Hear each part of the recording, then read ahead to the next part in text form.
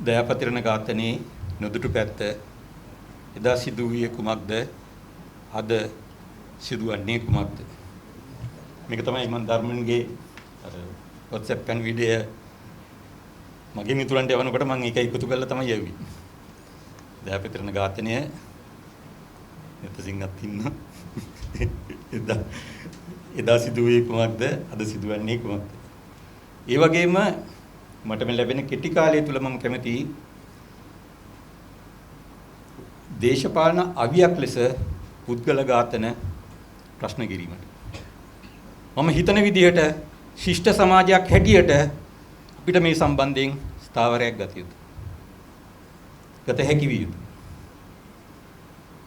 දැන් අපි අද මේ ජාතික පුස්තකාලය ශාලාවේ මේ ධර්මන්ගේ මම හිතන විදියට අදට අවශ්‍ය සංවාදයක් ගොඩනැගීම සඳහා විශාල සත්‍ය තොරතුරු ප්‍රමාණයක් අඩංගු වෙන කෘතියක්. මේ කෘතිය අපි මෙතන සංවාදයට ලක් කරනකොට මේ ළඟ ශාලාවකම මේ ජාතික ජන බලවේග රජයේ ඇමතිවරු දෙදෙනෙක් ලෙනින් සම්බන්ධයෙන් කියවීමක යෙදෙනවා. ලෙනිනුත් නැවත නැවතත් පුද්ගල ඝාතනයන් ප්‍රයත්නයන්ට මුහුණ දෙන්නට සිදු වූ දේශපාලන නායකයෙක්. අවසාන වශයෙන් ඒ ප්‍රයත්නයකින් ආබාධිත තත්ත්වයට ඔහු පත් වුණා. ඒ අවස්ථාවේදී ට්‍රොස්කි රුසියාවේ ඈත සීමාවේ ඔවුන්ගේ අලුත් රජයේ බොල්ෂෙවික් රජයේ රාජ්‍ය බලය තහවුරු කිරීමේ මෙහෙයුම් වල නිරතලා හිටියේ. ලෙනින්ට මේ ප්‍රහාරය එල්ල වුණාම ඔහු ඒ වෙලාවේ අගනුවර එතකොටත් මොස්කව් නෙවෙයි සෙන්ට් පීටර්ස්බර්ග් වලට එනවා.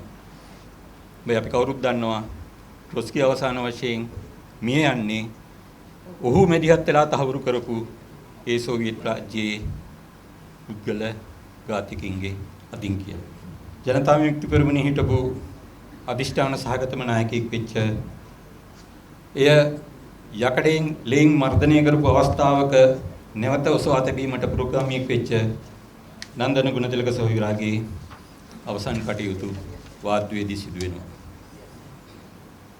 ඔහුගේ මරණයත් ඝාතනයත් යන ප්‍රශ්නය අද දනන්තුල්ද ඇසෙමින් තිබෙනවා. එදා දයාපතිරණ ඝාතනයේ සිදු වූ අවස්ථාවෙත් එවැනි සංකා පැතුරුණා. නිර්මාය අර ප්‍රශ්නෙට මේ අපේ උත්තරේ. ඇත්ත කියන්නේ මම.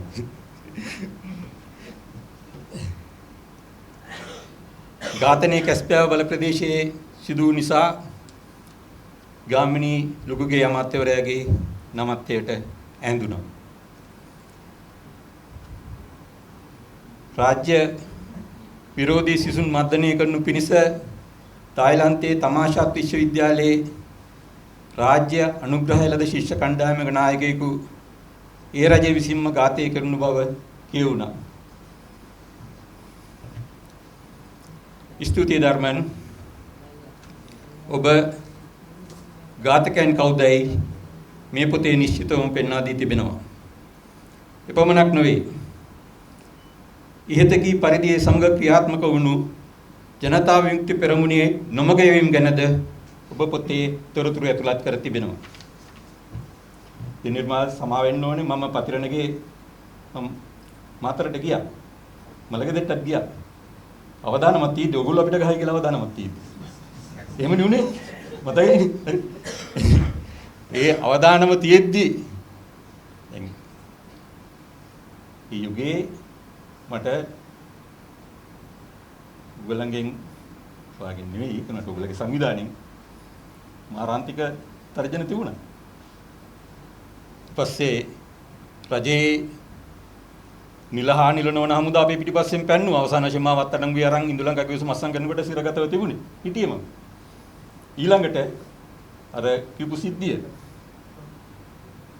අපි මගේ කතාව පොඩ්ඩක් එහාට මෙහාට යන්න හරි මොකද මට ඉස්සලා කතා කරපු නිසා දැන් කාරණා දෙකක් උඩා අපි පැහැදිලිව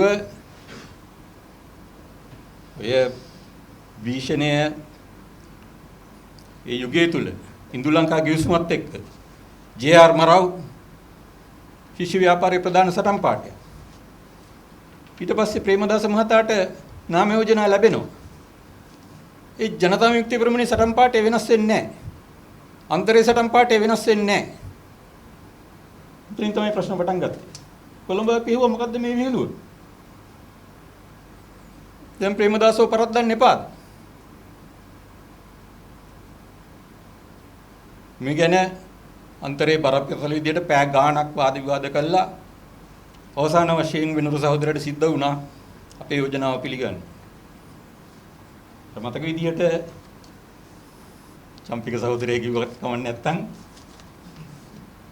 චම්පික පළවෙනි වතාවට ඒ ජවිපේ බහුතරයේ මතයකට වෙනස්ව අපි ගෙනාවු මතයකට මේ සහෝදරු කියන කතාව ඇත්තයි කියලා කිව්වේ. මගේ මතකේ පොඩ්ඩක් එහාට මෙහාට වෙන්න පුළුවන්. එදා කියලා තමයි මට මතකයි. හැබැයි අපි පෝස්ටර් ගැහුවා කොළඹ. මම දන්න තරමින් නම් අනික් විශ්වවිද්‍යාලවල ඒ පෝස්ටරේ වැදුන්නේ නැහැ. අර ප්‍රේමදාස මේ කවුද මොනවද කරන්නේ කියන ඒ තුල පාර්ලිමේන්තුවේ කතාවක් කරනවා මාත් එක්ක ඒ වෙනකොට සමාජයේ කොංගෙලා තිබ්බ බලවේග සියල්ල මාත් සමග ඉන්නවා කියලා. ඔහු කියනවා තරුණයන් සහ ශිෂ්‍යයන් මාත් එක්ක ඉන්නවා කියලා. රිචඩ් පතිරණ മന്ത്രിවරයා ඉනා වෙලා කියනවා අනේ අගමැතිතුමා දැක්කේ නැද්ද අර කොළඹ විශ්වවිද්‍යාලේ දැන් පෝස්ටර් උත් ගහලා ඔබතුමාට විරුද්ධව කියලා. අගමැතිතුමා කියනවා ප්‍රේමදාස අගමැතිතුමා කියනවා එහෙම වෙන්න බෑ. මම හොයලා බලලා ඊළඟ මේකෙදි උත්තර දෙනවා කියලා. එදා රාමරයෝ අපේ කොළඹ විශ්වවිද්‍යාලයට ඇවිල්ලා ඔක්කොම අර වහිරලා තාර ගාලා කරනවා. ගැටලුව එන්නේ කොහොමද එහෙම අගමැතිවරයෙක් කියන්නේ?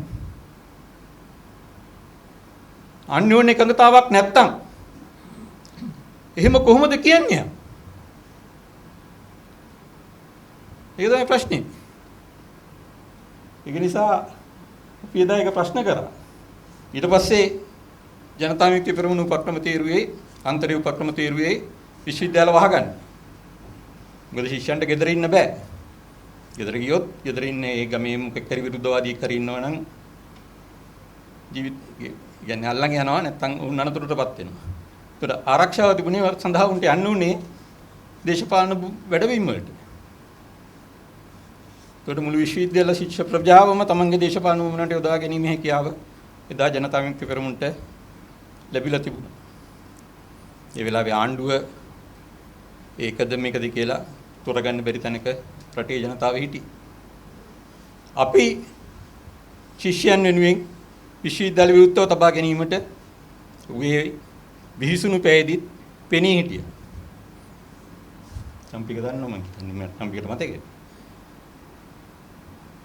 ඒ ප්‍රතිපත්තිය නිසා තමයි වහලා තිබ්බ විශ්වවිද්‍යාලය ඇරියම ඔවුන්ගේ හිටපු ප්‍රධානම කතිකයන් තුන් දෙනා සමග බලාරුවේ සෝමාන්දුරෝ පෙරදිනියේ නිශ්මි සහෝදරයා සහ අපේ වෛද්‍ය පිටේ කොල්ලුරේ සහෝදරයා අපේ විද්‍යාපීඨෙම හිටපු අපේ විද්‍යාපීඨ ශිෂ්‍ය කමිටුවේ හිටපු කොග්ගල සහෝදරයා වහලා හිටපු කාලේ දෙහුගේ ඒ දේශපාලන නෙමියාවන් වෙනස් වෙලා තිබුණා. උහුවත් උපයෝගී කරගෙන කොයිතරම් උඩුගුඹවකින් කටයුතු කරාද කියනවනම් ලවුඩ් ස්පීකර් හයි කළා. කොළඹ විශ්වවිද්‍යාලයේ විද්‍යාපීඨයේ ශබ්ද විකාශන යන්ත්‍ර හයි කළා තමයි ඔය නිශ්මි කියපු කතාව කරේ. නිශ්මි තරන්නේ ඊට ඉස්සලා බලාරුවේ සෝමාන්ද්‍ර කතා කරා ඊට පස්සේ නිශ්මි කතා කරා ඊට පස්සේ කොල්ලුරේ කතා කරා. වාසනාවට දන්නේ අපේ පැස්කෝල් විශ්වවිද්‍යාල පස්සේ දේශ මන්ත්‍රීවරයෙක් වුණාම මොනව කරත් යුතුයකම පාවා දුන්නා වුණත් විශ්වවිද්‍යාල ශිෂ්‍යයෙක් හැටියට විශාල ආත්ම ධෛර්යයෙන් වැඩ කරපු ශිෂ්‍ය නායකයෙක්. ඔහු ඒ අවස්ථාවේදී ඒ මේසෙ උඩට නැගලා ඒ මයික් එක අරගෙන මුළු විශ්වවිද්‍යාලෙම විසිරලා හිටපු ශිෂ්‍යයන් එතෙන්ට එකතු කළා. උකුවා වැදගත් සංවාදයක් අන්තරේ සහෝදරු මතයක් කියනවා. සමහර වෙලාවට මේ මතයට වෙනස් මත තියෙන්න පුළුවන්. මම දැන් ගෙවිඳු සහෝදරයට ආරාධනා කරනවා තමන්ගේ මතය කියන්නේ කියලා. මගෙන් අහන්නෙත් නැතුව කරේ. ඒ වෙලාවේ ජවින සංකීර්ණමින් තිබ්බ බලය අනුව මම හිතුවේ මං එදා මට මරණය උරුම වෙයි කියලා. ඒ උරුම ඉදිරියේ ඇත්ත කිව්ව යුතු නිසා මම මේ සුළු නැගලා මට දැන් විදිහට විශ්වවිද්‍යාලය අරගෙන ඉමුණා සහ ඔය කතන්දර මං කිව්වා. ඒ දහවස මට නිර්මාල එක දන්නවද නැද්ද මන් දන්නේ නැහැ. සද්දාසේන දුරුගිරිස ඇවිල්ලා ආයි විශ්වවිද්‍යාලය ඇවිල්ලා මරණ බවට මරණීය තර්ජන කරා. හැබැයි විශ්වවිද්‍යාලේ දාර වැහුණා. ඒකෙන් අවසාන වශයෙන් උනේ අපිට ජීවත් වීමේ වාසනාව ලැබුණා. මොකද මම හිතන්නේ අර ලවුඩ් ස්පීකර් හයි කළා ජනතා විමුක්ති පෙරමුණ කරපු දේ නිසා සහ උන් අපිට විරුද්ධව කතා කරපු නිසා ඔත්තු සේවා දැනගත්තා මුන් වෙන කණ්ඩායමක් කියලා. ඒ කියන්නේ අපි අතර නැත්තම් ප්‍රශ්නයක් තියෙනවා කියලා. ඒක අපි කවදාවත් කිසිම අපි ඉසිරපාරට නම් ප්‍රශ්න කිරීමේ දේවකත් මගේ නම ඉස්සරහට ලිව්වේ විපීසක කරු කියලා. අපි කවදාවත් එහෙම නෙවෙයි කියන එක කිසිම රාජ්‍ය මර්ධනාන්තයකට එදා වෙනකම් ප්‍රකාශ කරලා තිබුණේ නැහැ. කොළඹට එනකොට මට කිසිම දේශපාලන උනන්දුවක් තිබුණේ නැහැ. මගේ එකම පරමාර්ථය වුණේ රෙදි පුතිනෝ මගේ විශ්වවිද්‍යාලය මිතුරේ ගණිතය හැකිතාක් දුරට ගණිතය හැදෑරි. හැබැයි දයාපතිරණ හින්දා මොකද එතන දයාපතිරණ මේ උතුර ගැන කියන ඒවා මිලේච්ඡ ත්‍රස්තවාදය වෙනුවෙන් පෙනී හිටීම මට මොන විදිහටවත් ඇහෙන්නේ නැහැ වගේ ඉන්න බැරි වාතාවරණයක් විශ්වවිද්‍යාලයේ ඇති කළා. ඉතින් මම පළවෙනි වසරේදීම එතකොට පළවෙනි වසරේ අපේ විශ්වවිද්‍යාලයේ එහෙම දේශපාලනයක් තිබුණේ නැහැ. මොකද 1983 ජූලි කලබල වලින් පස්සේ ජනතා විමුක්ති පෙරමුණ තහනම් කළා, විශේෂ සභා තහනම් කළා. තමයි විශ්වවිද්‍යාලය අපිට 84 විවෘත කරුණේ. අපි හොඳට ඉගෙන ගත්තා. දේශන වලට ගියා. කිසිම වැඩ වර්ජනයක් කිසිම පන්ති වර්ජනයක් තිබුණේ නැහැ. හැබැයි මේ දයාපතිරණ කියන්නේ වහන් ඉන්න බැරි නිසා මම නිරන්තරයෙන්ම උත් සමග වාද විවාද වලට පැටළුණා. ඔහුගෙන් යම් ආකාරයකට තර්කනාත්මකව ඔහු නිසා මට මාක්ස්වාද ඉගෙන ගන්න වුණා. මොකද උත් එක්ක වාද කරන්න බැහැ නැත්තම් මේ මාක්ස් ඉපතක් කරලින් ඉපතක් අතේ තියාගෙන තමයි හැමදාමත් විශ්වවිද්‍යාලයේ ගත කරේ. සහ සිගරට් එක නිරන්තරයෙන්ම තිනවා. සිගරට් එක අතට අරගෙන උඹට ඇට දෙක තලා ගන්න ඕනේ වෙලාද තියෙන්නේ කියලා මගෙන් අහපු.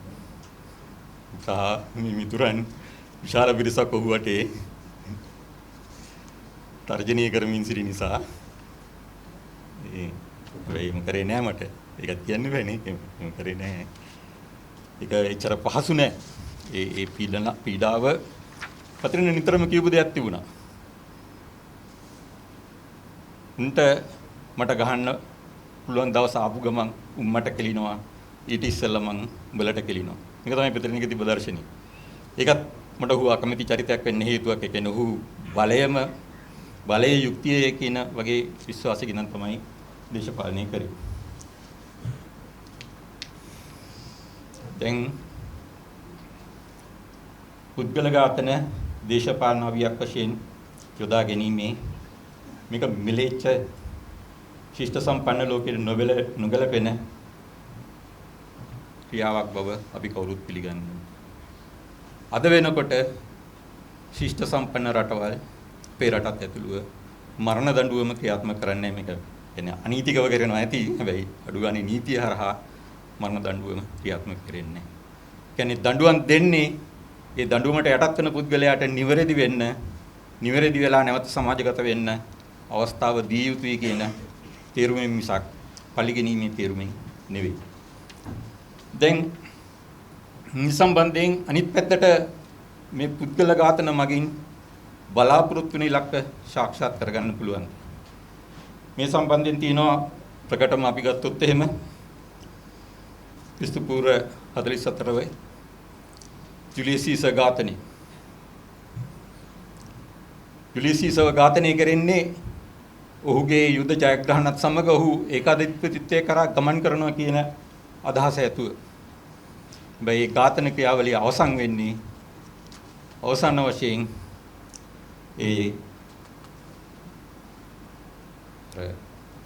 සාමූහිකයක් හැටියට තීන්දුව ගැනීම නැති වෙයි කියලායි ඒ ඝාතනය කරන්නේ. හැබැයි අවසානයේ වෙන්නේ ඒකාධිපතියෙක් බිහි වෙලා අධිරාජ්‍යයක් බිහි වෙලා. දැන් නිර්මාලුත් කියපු හින්දා ඒත් මං සූදානම් වෙලා හිටපු හින්දා මං ඒක කියන්නම්. ස්වාධීන සංගමයේ සහ ජනතා විමුක්ති පෙරමුණ අතර මරාගෙනිල්ල.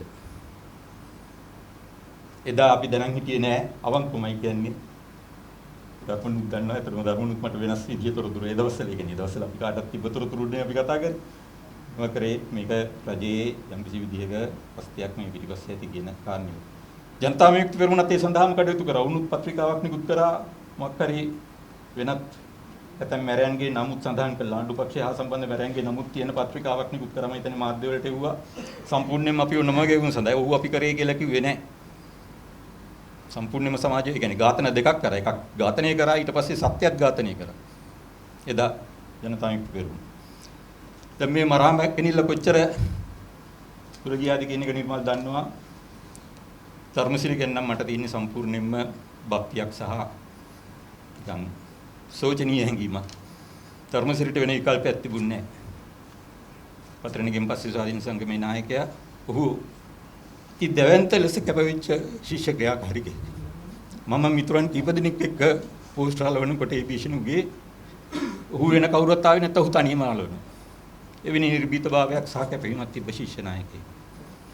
ඔහුට වෙන විකල්පයක් තිබුණේ නැහැ. ඔහු උන්ගේ ඝාතකයන්ව ඝාතනය කිරීමේ ක්‍රියාවලියක නිරත වුණා. දැන් අද ආපහු හැරලා බැලුවම පතරණේ හිටියනම් අද කොතනදී? දැන් නිර්මල ඉන්න දැන් නිර්මල්ම කියවනේ නේ. කොහොම කියන්න ඕනේ. ඊපස්සේ නිර්මල්ම කිව්වා ඒ ප්‍රහාරයේදී දයාපතිරණ ඝාතනයේදී පතරණත් එක්ක අර කෙටේරි පහර කාපු අනික් කොළඹ සරසවියේ සහෝදරා. ඔහු රටුගාමි පක්ෂයේ ක්‍රියාකාරිකයි. මම හිතන විදියට අද ස්වාධීන සංගමයේ හිටපු බහුතරයක් අය නිර්මාගේ ආදර්ශය අරගෙන හෝ නිර්මාගෙන්ම ජනතා විමුක්ති පෙරමුණ නැත්නම් ජාතික ජන බලවේගයේ සමග තමයි කටයුතු කරන්නේ. අවසාන වශයෙන් අද දැන් මේ වෙනකොට මේක ලෝකයේ හැටියටත් මේ ඝාතන පිටු දකින්න දේශපාලනයේ වෙනම විද්‍යාවක් හැටියට ලෝකයේ අද හැදෑරෙමින් තිබෙනවා. අපි ගත්තොත් එහෙම මේ සම්බන්ධයෙන් අද වෙනකොට විශාල සාහිත්‍යයක්, ඒ කියන්නේ ශාස්ත්‍රීය සාහිත්‍යයක් ගොඩනැගිලා තිනවා. ඇත්තටම මහාචාර්ය ග්ලෙන් ඩර්ලන් පේජ් එතුමා 1927 දී මිය ගියා. ඔහුගේ මූලිකත්වයෙන් ගොඩනැගිලා තිනවා මේ කියන්නේ ඔය මහත්මා ගාන්ධි ආදීන්ගේ ක්‍රියාමාර්ග ඔස්සේ ඝාතනය අවියක් කරගන්න නැතුව දේශපාලන විරෝධය දැක්වීමේ ක්‍රමවේද සම්බන්ධයෙන් හැදෑරීමට Center for Global Non-Killing ආයතනයේ ප්‍රධානිය හැටියට ඔහු කටයුතු කරා. ඔහුගේ Non-Killing Global Political Science යන 2002 කෘතියෙන් එක් ප්‍රධාන කෘතියක්. ඒ වගේම මහාචාර්ය ජිනීෂා එතුමිය හාවර්ඩ් විශ්වවිද්‍යාලය සම්බන්ධ මේ ප්‍රචණ්ඩ නොවන දේශපාලන ප්‍රතික්‍රියා අධ්‍යයනය කිරීම සම්බන්ධයෙන් වන ඇල්බර්ට් අයින්ස්ටයින් ආයතනයේ සමාරම්භකයා. ඇයගේ පොත් කීපයක් තියෙනවා මේ ඔහුගේ පොත් කීපයක් තියෙනවා මේ සම්බන්ධයෙන් වැදගත් වෙන Politics of Non-Violent Action 1973 දී ඔහුගේ ආචාර්ය උපාධි නිබන්ධනය පදනම් කරගෙන පළවෙච්ච. ඊට පසුව From Dictatorship to Democracy කියන කෘතිය ප්‍රචණ්ඩ නොවන ක්‍රියාමාර්ගයන්හි දේශපාලනය කියලා. ඒ වගේම ඒකාධිපතිත්වයෙන් ප්‍රජාතන්ත්‍රවාදයට යන නමින් එම කෘතිය සිංහලට පරිවර්තනය වෙලා පළ වෙලක් තියෙනවා. 2019 දී හර්ෂ ගුණසේන කියන මහත්මයෙක්මයි පරිවර්තනය කළා තියෙන්නේ. හැබැයි ඒ දේශපාලන ක්‍රියාමාර්ග සම්බන්ධයෙන් ඒ කතා කරන උදාහරණ දිහා බැලුවම ඒවා පහුගිය කාලේ ඇමරිකානු රාජ්‍ය තන්ත්‍රයට දේශපාලන නායකත්වය වෙනස් කිරීමට අවශ්‍ය වෙච්ච රටවල් වල ක්‍රියාවට නැගෙන මේ අධ්‍යනාංශ අවසාන වශයෙන් යොමු වෙලා තින්නේ ඒ ඇමරිකානු වමනාවන්ටද කියන ප්‍රශ්නය අපිට මතුවෙනවා. අවසාන වශයෙන් ප්‍රජාතන්ත්‍රවාදයේ සම්බන්ධයෙන් අද අපහමුවේ තිබෙන ගැටලුවක් මේ ඒ කාලේ අපේ ශිෂ්‍ය සභා තහනම් වෙලා තිබ්බ කාලේ හදිසි නීතිය පාවිච්චි වෙච්ච කාලේ අපි විශ්වවිද්‍යාල තුළ වැඩ කරගන්න හදපු ප්‍රජාතන්ත්‍ර ව්‍යුහයන් අදට අදාළද කියන ප්‍රශ්නේ බොහොම තබමින් මම මගේ අදහස් දැක්වීම අවසන් කරන්න බලාපොරොත්තු වෙනවා. මේ කතුවර හඳුරංග මම පෞද්ගලිකව දන්නේ නැහැ. නැදලගමුවේ ධම්මදින්න හිමි කැලණි විශ්වවිද්‍යාලයේ භාෂා අධ්‍යයන අංශයේ උන්වහන්සේගේ කෘතියක් තියෙනවා සුරකමු ශ්‍රී ලංකා අඳුරින් එළියට මගක් කියලා. මම හිතන විදිහට ඔබතුමත් මේ ගැන අවධානය යොමු කරන්න. ඒකේ මේ උන්වහන්සේ කියනවා සියලු විග්‍රහ වලින් පැහැදිලි වන්නේ දේශපාලන පක්ෂයක් කරන ප්‍රජාතන්ත්‍ර රටක නම් ජනතාවගේ කැමැත්තට අනුව බලය ලබාගෙන ජනතාවගේ යහපත සඳහා සේවය කිරීමට අපකප වන පුද්ගල කණ්ඩායම් යන්නේ. ඊට පෙර තියෙන විවිධ රාජ්‍යාන්තර මට්ටමේ ප්‍රජාතන්ත්‍රවාදයේ නතර ප්‍රකාශන කාලය යන සමන් කියවන්නේ නැහැ. එය ප්‍රජාතන්ත්‍ර රටක ලක්ෂණයක් වන අතර දේශපාලන පක්ෂයක අතිවසිකමත් වෙයි. නමුත් මෙම අරමුණු සාධනය කර ගැනීමේදී ශ්‍රී ලංකාව තුළ ක්‍රියාත්මක වන දේශපාලන පක්ෂ කෙතෙක් දුරට ප්‍රජාතන්ත්‍රවාදී අභ්‍යන්තර ව්‍යුහයකින් සකස් වී ඇත්තේ දෙන කාරණේ බොහෝ දෙනා විවෘතව සාකච්ඡා කරන්නේ නැත. මොකද මම ඇත්තටම මම කල්පනා කරමින් ඉන්නවා ඔබතුමා දන්නවා මේ ප්‍රජාතන්ත්‍රවාදී කියන එක අද විකාරයක් වෙලා තියෙනවා. සම්පූර්ණයෙන් මගේ නම් අදහස ඒකයි. කාලයක් ගත කරන්න වටින නැති විකාරයක් බවට පත් වෙලා තියෙනවා. මම ඒකට හේතුව වෙනකොට මම හිතනවා මේ හඳුර කියන කාරණේ විශාල වැදගත්කමක් තියෙනවා කියලා. මොකද පක්ෂවල අභ්‍යන්තර ප්‍රජාතන්ත්‍රවාදී නැත්තම් රටක ප්‍රජාතන්ත්‍රවාදී ගැන කරන කතා මේ මෙතිවරණයකට ගිහලා ඡන්දය දැම්මම ප්‍රජාතන්ත්‍රවාදී කියලා හිතන එක මම හිතන්නේ විහිළුවක් කියලා. ඒ වගේම විකල්පයක් ඉදිරිපත් කරලා තිනවා ගුණදාස අමරසේකර මේ සભ્યත් රාජ්‍ය කරා කියන කෘතියෙන් පස්සේ ඉදිරිපත් කරපු සભ્યත් රාජ්‍ය නිර්මාණය කියන කෘතියේදී එතුමා කියනවා මේ ප්‍රජාතන්ත්‍රවාදී අපේ රටට හරියන්නේ නැහැ. ආපහු ගන්සභාවට යන්න කියලා. දැන් ගන්සභාවට යන්න කිව්වම මේක ඇත්තටම අපි ඔබතුමා රමේව කරපු ඒ ව්‍යවස්ථා ක්‍රියාවලිය තුළ ක්‍රියාවර්ණ ගන්න පුළුවන්ද කියලා උත්සාහ කරා. අපේ මම කොළඹ විශ්වවිද්‍යාලයේ 1984 83 කලබලත් එක්ක ශිෂ්‍ය සභා තහනම් වෙලා. අපිට කිසිම ප්‍රජාතන්ත්‍රවාදී ආයතනයක් තිබුණේ නැහැ. ඒකට මේ අරගල සඳහා ශිෂ්‍යයන් විසින් ගොඩනගා ගත්තා විශ්වවිද්‍යාලවල ශිෂ්‍ය ක්‍රියාකාරීකම්. ඒ අර වසර නියෝජනය වෙන ආකාරයට ඒ පීඨ වලින් ශිෂ්‍ය නියෝජිතයන් තෝරගෙන ඊට පස්සේ ඒ වගේ එකමුතුන් විශ්වවිද්‍යාලයේ ශිෂ්‍ය ක්‍රියාකාරීකම්තු හදලා ඒ ශිෂ්‍ය ක්‍රියාකාරීකම්තු වල නියෝජිතයන් තමයි අන්තර් විශ්වවිද්‍යාල ශිෂ්‍ය බල මණ්ඩලය ගොඩනැගුවේ. මම විශ්වවිද්‍යාලයෙන් එළියට යනකොට නැවතත් ප්‍රජාතන්ත්‍රවාදය ලැබුණා. නැවතත් ශිෂ්‍ය සභාව මම දන්නේ නැහැ ශිෂ්‍ය සභාව වලින් ඒ නියෝජනය තියනවාද කියලා.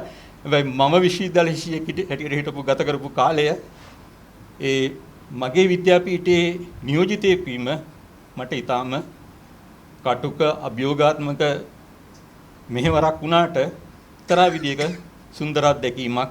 මොකද අපි දන්නවා අපි හැමතිස්සෙම අපේ ඒ බැච් මීටින් කියලා කිව්වේ ඒ මීටින් වල කතා කරලා අනුමැතිය අරගෙන ඒ එකඟතාවුඩ තමයි අපි කටයුතු කරේ. එක්තරා විදියක ඍජු ප්‍රජාතන්ත්‍රවාදය. මේ උදාහරණය අනුව ගිහිල්ලා අපිට ගන්සභා ක්‍රමයක් ගම්මින් ගොඩනගන්න පුළුවන් නම් මම හිතන විදිහට අපිට මේ ව්‍යාජ ප්‍රජාතන්ත්‍රවාදයේ වෙනුවට පක්ෂ නායකයන්ගේ විකාර වලට කියන්නේ ප්‍රතිපත්ති ප්‍රකාශන කියනවා අද එක පක්ෂයක ක්‍රියාත්මක කරනවා. ඡන්දට ඉස්සෙල්ලා ගහනවා අපේ අනිත් පක්ෂ පැත්තකින් තියන්නකෝ. අපි ගෝඨාභය මහත්තයා වෙනුවෙන් ලියපු අපි මෙතිවන ඉදිරිපත් කරපු සෞභාග්‍ය දැක්ම නම් ක්‍රියාවට නගන්න කිසිම උත්සාහයක් දරුවේ නැහැ. අවංකව. ඒක පැහැදිලිව පළවෙනින්ම ලියලා තිබුණා නැගිනහිර ජටිය ප්‍රායෝගිකාරී යටතේ දිනු කරනු ලැබේ කියලා. අපිම එළිවි. තව ජටි දෙකක් හදන්න නියමිතව තිබුණා. දකුණ සහ බටහිර. මේ දෙක විදේශ ආයෝජන වලට විවෘත කරනවා. ගෝඨාභය ජනාධිපති වෙලා මාස දෙකක් ගියෙත් නැහැ. අදානිට දෙන්න කටයුතු කරා. ඉතින් පස්සේ වලක්ක ගත්ත සටන් කළා. ඉතින් අපිටම සටන් කරන්න වුණා. අපේ ආණ්ඩුවට විරුද්ධව. ඒ කියන්නේ ලියපු එතකොට කියන්න බෑ මේ කොරෝනා හරි වෙන කතන්දරේ. එහෙම දෙයක් තිබුණේ නැහැ. ඉතින් ජනතාවට ලියන දේ ඡන්ද ගැනීම සඳහායි අපි කරන්නේ වෙන දෙයක් නම් මොකද්ද මේ ප්‍රජාතන්ත්‍රවාදී? ඒක නැත් ගැඹුරින් ඉල්ලන්නේ සිල්දමින් මට මේ අවස්ථාව ලබා දීම ගැන සහ මේ ආගනා දත්ත එකතුව ප්‍රකාශයටපත් කිරීම සම්බන්ධයෙන් ධර්මහිත මිතුරාට අතවශ්‍යම කියන්න ඕනේ අර පුවත්පත් කලාවේදී කැටියටත් ඒ කාලේ අපේ ඉෂ්ට දේවතාවා වගේ තමයි. මොකද අපි ශිෂ්‍ය ක්‍රියාකාරීකමට හැටියට හරි ප්‍රතිපත්තියින්ද නෙවෙයි. ශිෂ්‍ය ක්‍රියාකාරීකමට හැටියට අන්තරේ හැටියට කටයුතු කරනකොට අපේ විශ්වවිද්‍යාලයට ඒ කාලේ එන එකත් ජීවිත අවදානමට ලක්වීමක්. ඉතින් අපිට විශ්වාසයක් තිබ්බ මාධ්‍යවේදියා තමයි ධර්ම නිපුණරත්න අපි හැමතිස්සෙම හොයලා බැලුවා. ඒ කියන්නේ මොකක් හරි කරනකොට අපි අපේ මිතුරන්ගෙන් හැබැයි ධර්මන්ට කිව්වද කියලා තමයි ධර්මන්ට කිව්වනම් එහෙනම් ඒක වාර්තා වෙනවා කියන විශ්වාසය අපිට ඒ කාලේ තිබ්බා. ස්තුතියි ධර්මන්. අපි වගේම ඔබත් ඒ ජීවිත අවදානම අරගෙන කටයුතු කරේ. මේක සංවාදයේ අපි ඉදිරියට ගෙනියමු කියන යෝජනාව බොහොම යුතබමින් අසා සිටියාට ස්තුතිවන්ත වෙමින් මම නිහඬ වෙනවා බොහොම